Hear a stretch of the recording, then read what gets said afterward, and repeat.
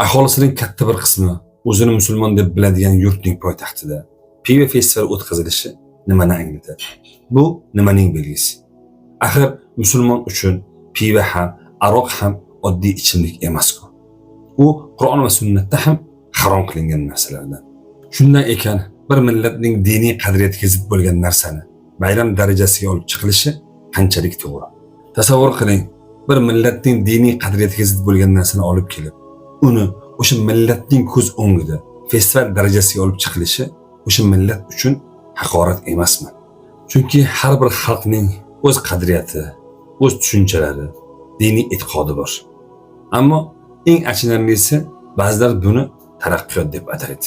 Holbuki taraqqiyot degani odamlarni mast qiluvchi ichimlikka targ'ib qilish emas, taraqqiyot ilmda, odobda, texnologiyada, tarbiyada bo'ladi.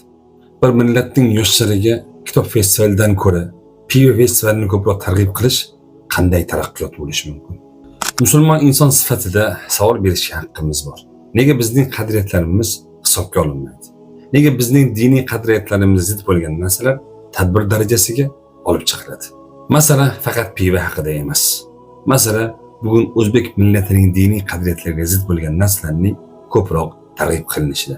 Chunki bugun biz nimani ulug'lasak, nimani ko'proq targ'ib qilsak, ertaga bizning yoshlar o'shanga ergashadi. Agar bugun mast qiluvchi ichimliklarni ichishga targ'ib qilsak, ertaga uning oqibatlaridan ham shikoyat qilmasligimiz kerak. Chunki har bitta jamiyat o'z targ'ib qilgan narsaning hosilini oladi.